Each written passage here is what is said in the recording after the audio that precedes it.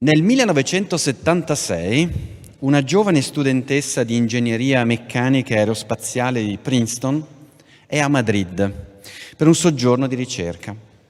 Legge la Biblioteca di Babele di Jorge Luis Borges e ha un'illuminazione.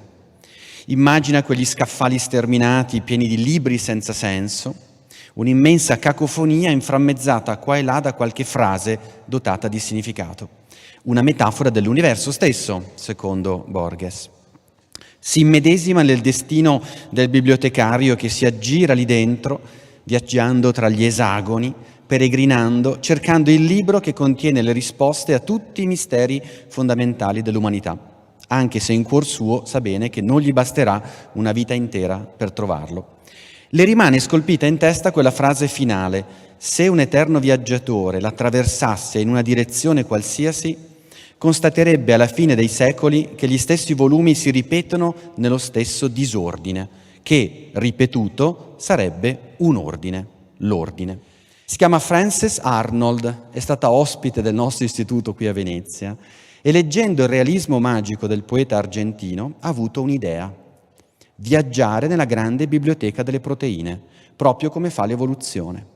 Anche lei, come a suo tempo Darwin, si lascia ispirare dal modello della selezione artificiale, selezionare gli incroci per fare emergere caratteristiche desiderate nelle piante e negli animali. Solo che con la domesticazione ci vogliono generazioni, con le proteine si fa prima. Parte da sequenze note di enzimi, le proteine che catalizzano reazioni chimiche, e introduce una mutazione nei geni che le codificano. Così esplora l'insieme degli enzimi potenziali che differiscono per una sola mutazione rispetto all'originale, proprio come nella Biblioteca di Babele di Borges ci sono, leggo, i facsimili imperfetti, cioè opere che non differiscono che per una lettera o per una virgola dall'originale. Quindi Moby Dick c'è nella Biblioteca di Babele, insieme a milioni di versioni di Moby Dick che differiscono per un unico errore tipografico, cioè per una singola mutazione. Quasi 40 anni fa un biologo teorico che anticipò l'idea di morfospazio, Stuart Kauffman, coniò un'espressione a mio avviso bellissima: il possibile adiacente, cioè l'insieme delle forme, delle combinazioni che ancora non esistono, ma a cui si accede attraverso un singolo cambiamento evolutivo sulle forme esistenti. Un'esplorazione passo passo, che assomiglia al bricolage evolutivo, no? Perché oggi abbiamo tante strutture che si sono evolute e che contengono in potenza la possibilità di essere riutilizzate, riadattate, rifunzionalizzate in nuove situazioni. Come abbiamo scoperto di recente con i geni de novo molto importanti nell'evoluzione umana. Il morfospazio, naturalmente, è un'astrazione. Ma che senso ha nella scienza immaginare mondi ideali che non esistono per spiegare la realtà? Per rispondere potremmo citare gli esperimenti mentali così cari a Galileo ed Einstein, potremmo richiamare il valore delle simulazioni, appunto, delle anticipazioni predittive di entità non ancora osservate, dal bosone di Higgs alle onde gravitazionali. Ma preferisco che a rispondere sia Italo Calvino, di cui quest'anno ricorre il centenario della nascita. Nel Conte di Montecristo, l'abate Faria e Edmond Dantes sono rinchiusi nella fortezza di If, lo ricorderete, a largo di Marsiglia. Il primo cerca di evadere per via empirica, per tentativi ed errori, scava cunicoli in continuazione, cerca i punti deboli nella terribile struttura carceraria, ma si perde. Il secondo parte dal presupposto contrario. Scrive Calvino: esiste una fortezza perfetta dalla quale non si può evadere. Solo se nella progettazione o costruzione della fortezza reale è stato commesso un errore o una dimenticanza, l'evasione sarà possibile. Sulla base dei dati raccolti da Faria, la fortezza di Dantes diventa quindi una congettura, un morfospazio combinatorio. Scrive ancora Dantes, Calvino: se riuscirò col pensiero a costruire una fortezza da cui è impossibile fuggire, questa fortezza pensata o sarà uguale alla vera, e in questo caso è certo che di qui non fuggiremo mai, ma almeno avremo raggiunto la tranquillità di chi sa che sta qui perché non potrebbe trovarsi altrove. Se invece questa fortezza sarà una fortezza dalla quale la fuga è ancora impossibile, ancora più impossibile che di qui, allora è segno che qui una possibilità di fuga esiste. Basterà individuare il punto in cui la fortezza pensata non coincide con quella vera per trovarla ed evadere.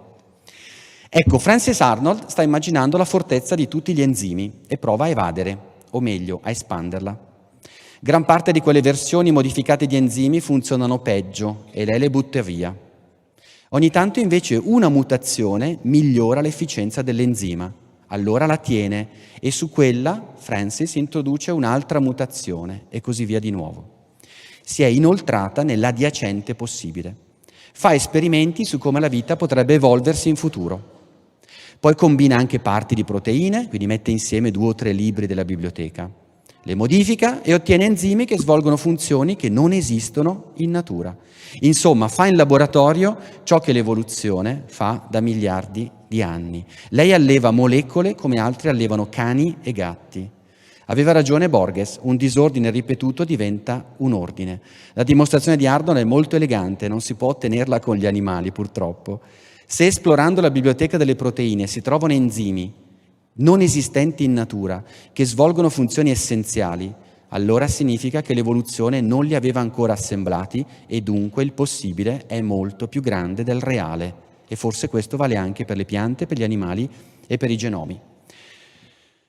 La storia finisce così. Francis prende il dottorato in ingegneria chimica a Berkeley. Alla fine degli anni '80 raggiunge il Caltech e sempre con quell'idea in testa, la biblioteca di Babele. È un lavoro lungo, sfiancante, che richiede pazienza e fiducia. I colleghi la scoraggiano per 20 anni. Tutti gli altri cercano di costruire nuovi enzimi da zero, partendo dalle scarse conoscenze sulla loro struttura e su come funziona, ma non arrivano a nulla. Nessuno progetta un cavallo da corsa partendo da zero, dice Francis. Hanno un approccio top-down e forse non hanno letto Borges. Francis insiste, la chiave di volta è l'evoluzione, bottom-up. L'evoluzione, mi ha detto una volta, ci permette di aggirare la nostra pressoché totale ignoranza su come una sequenza proteica determini i dettagli della sua funzione, dandoci la possibilità di produrre proteine che forse la natura non si è presa la briga di fare. Ecco, l'evoluzione si è dimenticata di fare qualcosa, il possibile più grande del reale. Negli anni '90 i suoi cammini casuali nella biblioteca delle proteine possibili incontrano finalmente i primi risultati, nuovi enzimi che fanno cose mai viste in natura, ma utilissime e funzionali per noi e per l'ambiente, medicine, combustibili verdi, vernici, detersivi senza inquinanti, cosmetici. Scopre il primo enzima che crea legami carbonio-silicio, da solo, senza l'aiuto di metalli. Si chiama evoluzione direzionata degli enzimi. Nel 2018 la giovane studentessa che leggeva Borges vince il premio Nobel per la chimica. Nelle biblioteche della natura, come in quella di Borges, il libro totale, il libro che è la chiave, il compendio perfetto di tutti gli altri, è introvabile. La natura è più grande della nostra immaginazione, ma Francis, nella biblioteca di Babele, non si è persa.